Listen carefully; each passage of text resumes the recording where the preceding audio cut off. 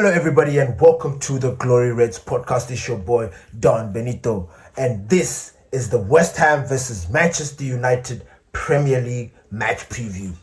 Let's go. I'm not gonna waste your time, but first of all, I need to say this because you know what happened last week? I got 11 over 11, 11 over 11.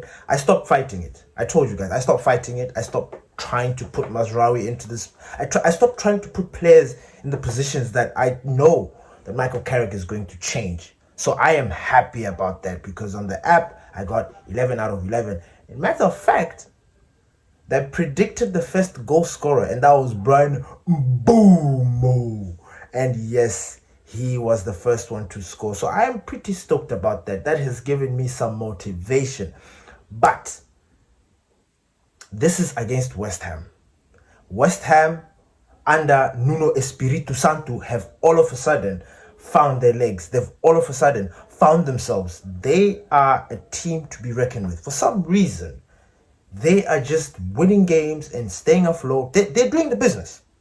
They're really doing the business. Now, I'm not going to go into the technicalities about West Ham. The only thing I'm seeing with West Ham is red.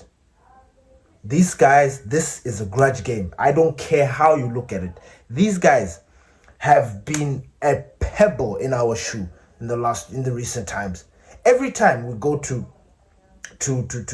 West Ham, there's always some sort of weirdness. And, weirdly enough, like every time we've faced them in the recent times, we've not been at our best. Even the time when we were kind of at our best, they beat us. It was just weirdness. I remember that last minute penalty. I remember, I think the draw. Like there's just always been that thing about West Ham. But this time around, with Carrick ball, we're about to Carrick these guys. You know what I'm saying? Because this is a new Manchester United, whether you want to call it new manager bounce back, whether you want to call it whatever. We are flying high. And I mentioned that, look, guys, I wish, and I'm predicting that we are going to get 15 points in the next 5 games. That was Fulham. That was Tottenham. Now we're at West Ham. Then next is Everton. Then after that is Crystal Palace. We are going to collect 15 points from these games. We're already on 6. We're moving on to 9. And tonight, we are going to win that game. Unless otherwise. I don't know if you saw after the game, Brian Mbeumo was kind of limping when he was leaving Old Trafford. I don't know if that was something that was to be worried about. I don't think so. I just thought it's just one of those, after the game, you just get those little cramps or whatever you call it. I think he should be all right. This is on a Tuesday, so this is like Champions League football. These guys have got no excuses. This is their chance now because they wanted Europe. So they need to prepare and look at this game as if it's Europe. I don't want to see that, we didn't get enough time to trade. There's nothing like that. We have not been playing the entire season. Like, we've not been playing two games. Now, we've not been doing that. So this is an opportunity for us to really show that, now, you know what? You guys are not bullshitting. You guys are actually the real deal. You guys are actually really trying to cement yourself in that top 4 position and qualify for Europe. So, without further ado, ladies and gentlemen, at the back, we have got our David De Gea reincarnated Seny Lamens. At right back, we've got Diogo Dalot. Diogo Dalot, by the way, the last game against Tottenham, salute. He had a very, very good game. And I'm going to give him praise for that because, I've been on his ass and I've been saying he's useless. But against Tottenham, wow, he played some good football. That cross, that assist for Bruno Fernandes was just... And I wish he could do more of that. But that's the problem with Dalot.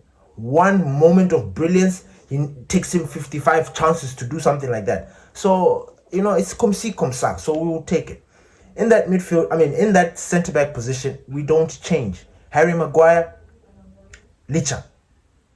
At the left back, Roberto Carlos. Now, we saw them substituting these players early during that game against Tottenham. I think that was because they were reading them and allowing them to rest for this game. In the midfield, we've got Kobe Mainoo and Casemiro. That doesn't change. As a matter of fact, this game against West Ham, I want Casemiro again to play the full 90 minutes because he needs to be there. He really needs to be there. This West Ham, They're feeling themselves. They are feeling energetic. They are energetic. Bowen is there. We're going to be facing Aaron the Spider Bissaka, and it's going to be a reunion. So it's going to be a tough game. He's going to cause us problems. Wan Bissaka, even Jared Bowen, they're going to try and do some business. Lucas Paqueta, we need to shut that down. So there is a lot of business that needs to be done in this game. And we just need to cover our bases and continue to carry these boys. At right wing, we have got the dazzling Diallo. He doesn't change. I don't know, it's weird because it's like he's not providing assists, he's not scoring, but oh my days, this boy. And the right is just bellissimo. So he retains his right wing position. In that number 10 position, we have got our Magnifico, the guy that is just now Ballon d'Or status. He is now slowly becoming a legend at Manchester United. Bruno Fernandes. Left wing, we have got Mateus Cunha. It doesn't change. Up top, we have got Brian Mbeumo. Because he just likes to score. He is just scoring. Like, we just need to keep giving him the ball so he can continue to score. I'm really happy. I know we're still trying to find our way and how we're going to put Benjamin Sesko into this team. But trust me, the numbers that we are putting in, the XGs that we are putting in for, like, ever since Carrick took over, are unbelievable. Benjamin Sesko will fit like a glove. Once we start sorting things out the right way, oh my days, this team is just going to be unstoppable. And I can't wait for that. Prediction, very tricky. I don't want to predict the score because, I'm a little bit on edge with West Ham. I don't know exactly what we're going to be facing against them. I mean, I do, but I just don't want to jinx our boys. So I'm just going to keep it on a conservative 1-0 Manchester United. But I have got a different kind of... on the app, I predicted something else. I think I'll show you in the next game, like in the next preview, what I predicted so you guys can see. The first scorer, I have gone with Mateus Cunha. I don't know why. It just looks like this is going to be a dogfight. He is also itching. For some reason, they keep complimenting each other. If Mateus Cunha doesn't score in this game, he's definitely going to score in the next game. I mean, it could be Brian Mbeumo. It could be Bruno Fernandes. It could be Casemiro. I don't know. But I have gone with Mateus Cunha to be our first scorer. And the man of the match, I think it's going to be Bruno Fernandes. Bruno Fernandes just cannot do any wrong. Like, in a game like this where it could be tough, it could be, we're going to need that moment of brilliance, that maverick, that magnifico, that yes, you know what I'm talking about. We're just going to need a little bit of that from Bruno Fernandes, and I think that's what he's going to provide for us. So this game, like I said, I've gone with the 1-0, but on the app I predicted something else. I'm expecting a win.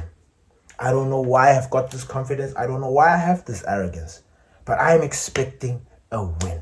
There are no excuses for these boys. I don't know if people have deeped that. There are no excuses anymore.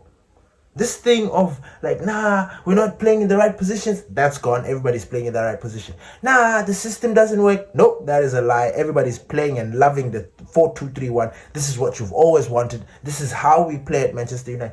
No, this guy is rubbish.